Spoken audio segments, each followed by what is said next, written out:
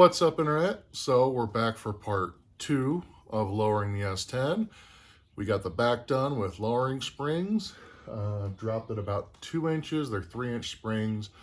They'll probably still settle. Now it's time to work on the front, and we're using a drop spindle, so it'll be a very linear drop.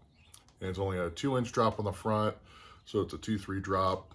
Very mild, nothing crazy. So let's get started. All right. Step 1 for working on the S10, garage beer.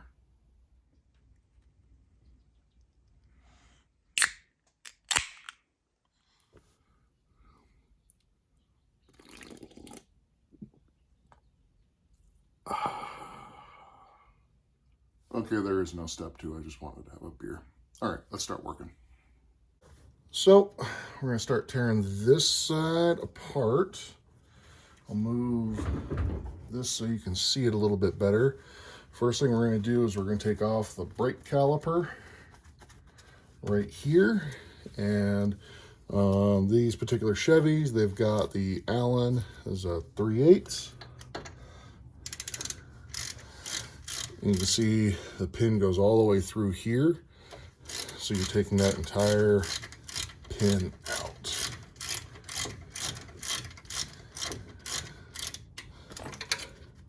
And no, they shouldn't be this loose. I actually loosened up before I started filming. Alrighty, so now we're going to take off the rotor. So this is what's considered a captured rotor. You'll see on a lot of newer vehicles, you'll have the spindle or the hub assembly, and the rotor will just slide off. This is a captured rotor where it's all one piece. So you got to take off this dust cap. And for me, easiest thing to do is take a really small screwdriver that you don't care about. This one's been used as a pry tool more than a screwdriver, and my little baby hammer. You're going to get right between here and just separate it. It's not under a lot of tension or anything. It's just a very tight fit because friction is the only thing that holds that in there. All right, so once that's good, take my big adjustable pliers, just gently grab the edge, and that pops right out. Go back to your baby screwdriver, and you'll have a cotter pin right here. That comes out. And then you have a nut. Now this one's finger tight. It's maybe a little too loose. You don't have to crank these down or anything, but you'll take this nut off.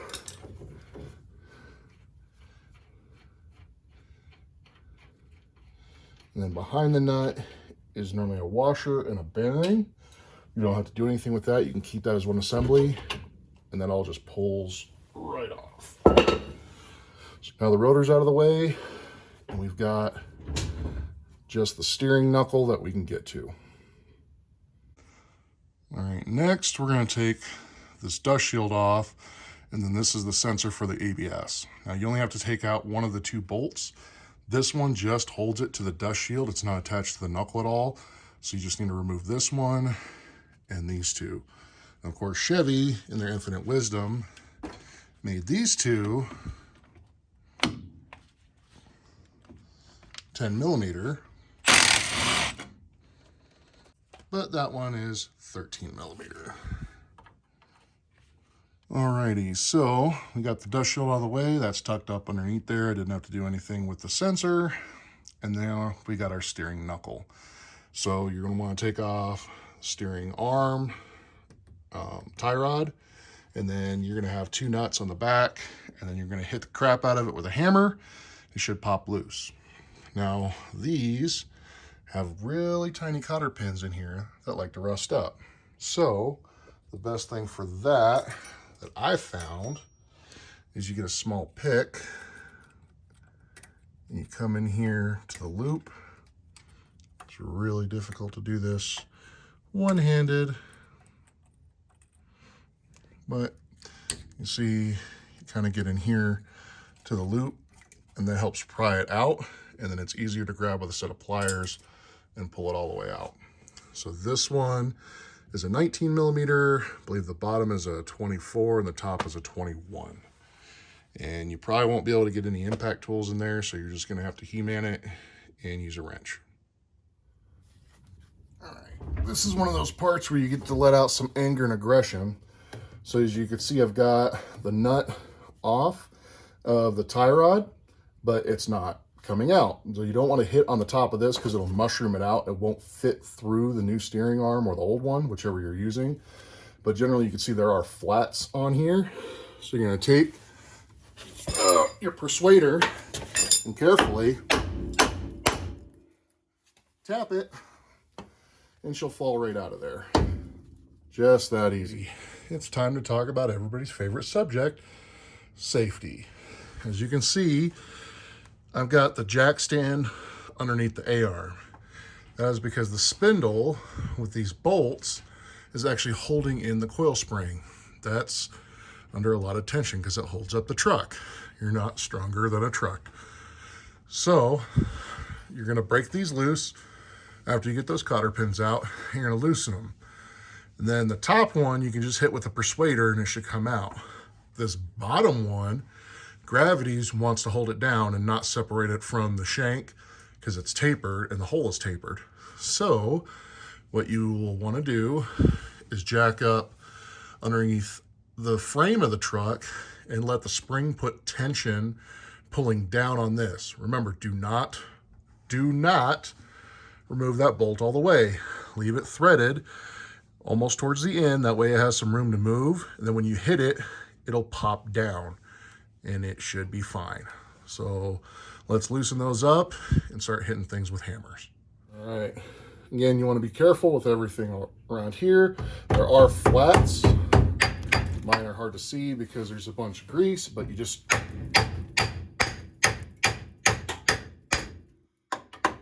you can see, now that moves separately. We'll do the same thing on the bottom. So I'll get that going. So did more hammering off screen, and if by magic, boom, spindle comes off. Now we're ready to put the new one on. We have the new drop spindle and the old stock spindle. So as you can see, by lining up where the ball joints go and looking at the actual shank for the spindle where everything mounts, it sits higher than right here. So that essentially raises the center line of the wheel up, lowering the truck. Everything else stays the same. You see that the steering arm drops down a little bit, but it's got the same mounting holes. For the dust cover, since my truck's a 2000, it does have ABS, but the ABS sensor mounts actually on the backing plate, which I'll show you, and everything else is the same. How the brakes mount, all that. Pinholes are the same. So we'll throw this in. If you look on here, ball joints are in okay condition, but I'm going to clean these up a little bit with a brass wire brush right here. You don't want to use anything too aggressive, just because you could put a lot of scratches in there, and that's just another place for rust to seep into. Clean up the threads, and I'll actually put a little bit of anti-seize right here on the shank where it's going to mate up with the new piece. That way, if I need to do ball joints, I can take everything apart and it'll come apart real easy without having to fight me quite as much, and it'll keep rust out of there. A little bit of anti-seize and just gloop that in there and right up there on those.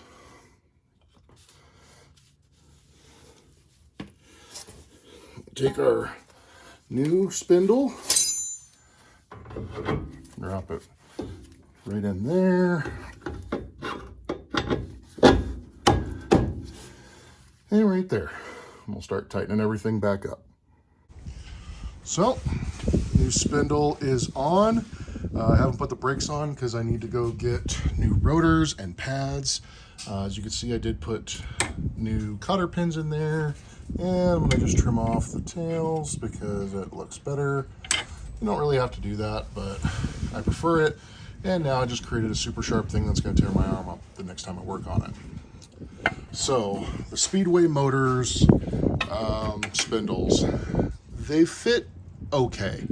I'm noticing a little bit of interference right here on the back side in this upper control arm. That'll probably just kind of self-clearance itself. And then this part that hangs down more is supposed to hit the steering stop right here. It kind of contacts it, but I've noticed that since this arm sits higher up to recenter with the spindle, it's kind of getting into the control arm. It still acts as a steering stop. I don't think it's going to affect my overall steering. This isn't a road race vehicle. It's going to be more of a drag vehicle, just fun street truck. So that's kind of where I'm at on that. I don't know if like Beltex are better, but this entire kit with the spindles and the rear springs was about 400 bucks. The ball joints and all looked okay, so don't have to worry about that. Tie rods looked okay, and the wind is knocking stuff all over my garage. So just gonna get some new rotors, repack the bearings, get some new brake pads, and this will be wrapped up. We got new rotors, and then we got the old rotors, so we're gonna change them out. But the bearings are still good inside here, so we need to get those out. There's a little seal. You can use a screwdriver, all that. I've got this fancy little seal puller, just gets underneath the lip, throws it halfway across the shop, and boom, my old bearing. So I'll clean all the grease off of that. Yeah, that's still good. Clean all the old grease off of that, and then repack that and put it into the new rotor. So there's a whole procedure for packing bearings. Basically, you get a big glob of grease in here, you scrape it in, and then you wait for it to come out of the rollers. But if you're lazy like me, or you work in a shop where time was money, you have a bearing packing tool where it goes down in here. This is taper. As you push down, it squeezes grease up through.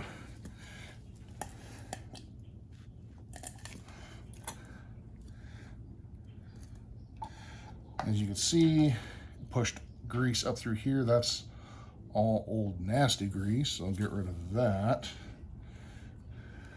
And do another push on that. So, bearing is greased, and I can put that into the new rotor. We're ready to put the brakes back together, so we'll pull off our protective covers, throw that to the side. I've already cleaned off the back side of the rotor. And fit that up on there, and then you're going to take your front bearing, which I've already greased, push that in there. Then you're going to take your washer, and if you see the washer's got a little tang in it, there's a groove that's on the spindle. That tang will go right in there. And then you take your nut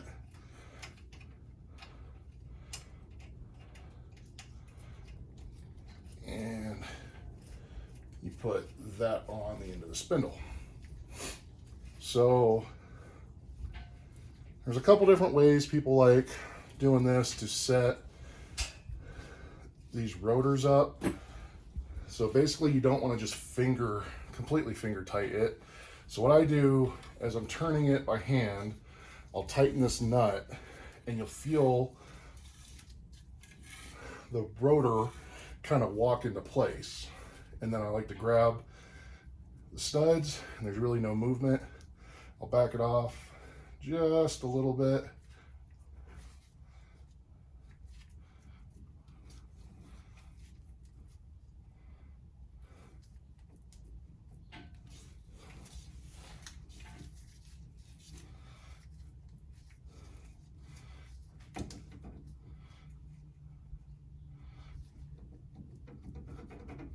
Right about there, maybe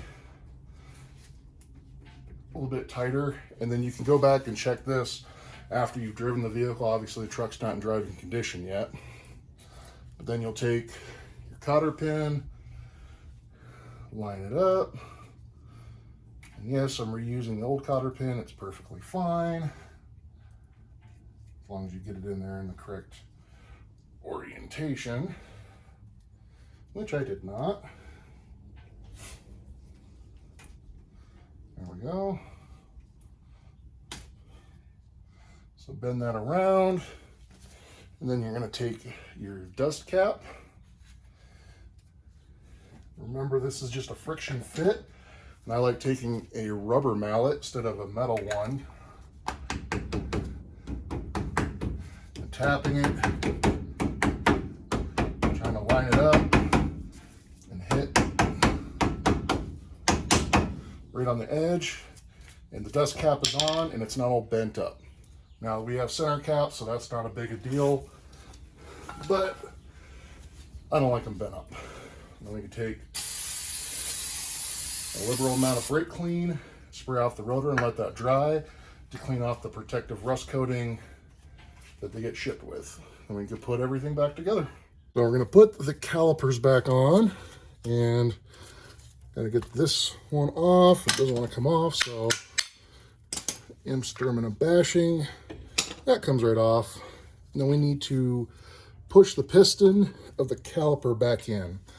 Now there's a couple ways you can do this. You can use a C-clamp, you can use a big set of channel locks. I actually have one of the specific tools for it. They make two versions of this, one for single piston calipers and one for dual. I'm telling you, just save your money, buy the dual piston one. It looks a lot bigger, but it'll still hook right here, and it's got enough of a pad that'll hit the whole part of the piston and push it back evenly.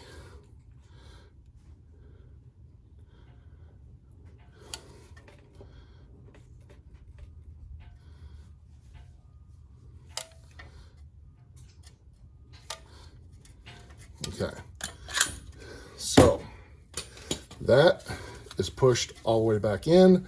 I like this better than a C-clamp, because a C-clamp, you're pushing in the center part here. You can also put a brake pad in. I just like this better. And then you'll have these little bushings right here that need to go back. And it looks like one fell out. So that goes right there. And then put our pads in. You have one for this truck with a spring on the back that goes into the piston. And the other one just kind of grips around the caliper itself.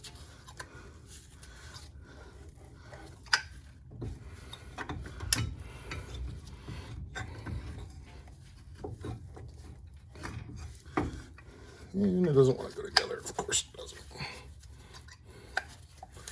Get that fully seated.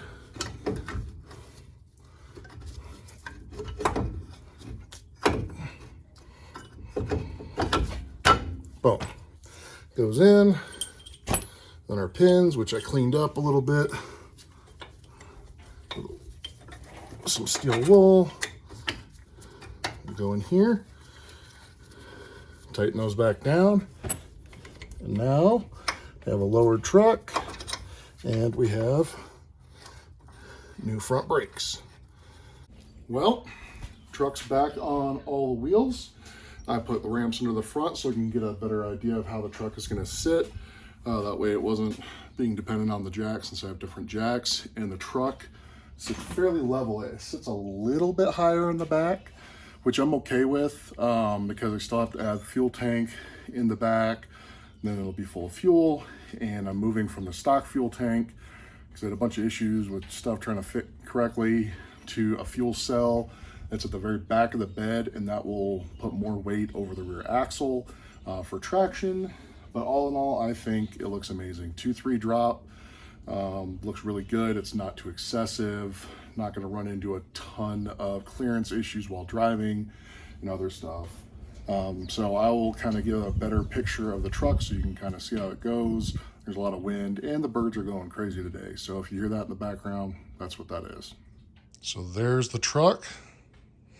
Hood is still off, but I think it looks a lot better, just that 2-3 drop. These are actually my favorite 15-inch rims that come on the S10s.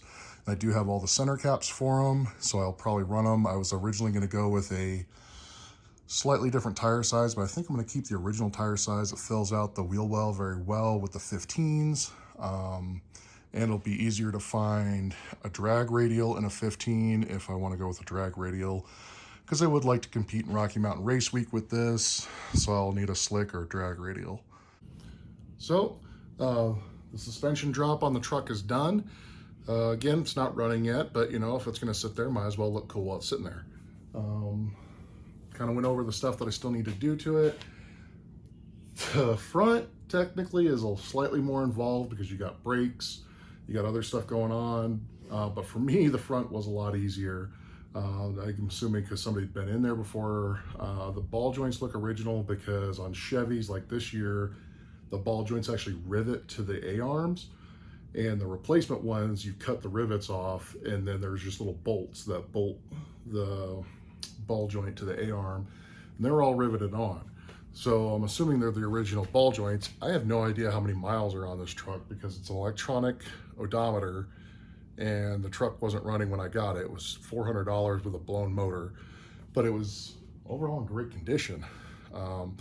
It's one of my favorite colors that Chevy had in that year. The only one I like better is the kind of green color. It's got my favorite 15-inch rims of the new age S10s.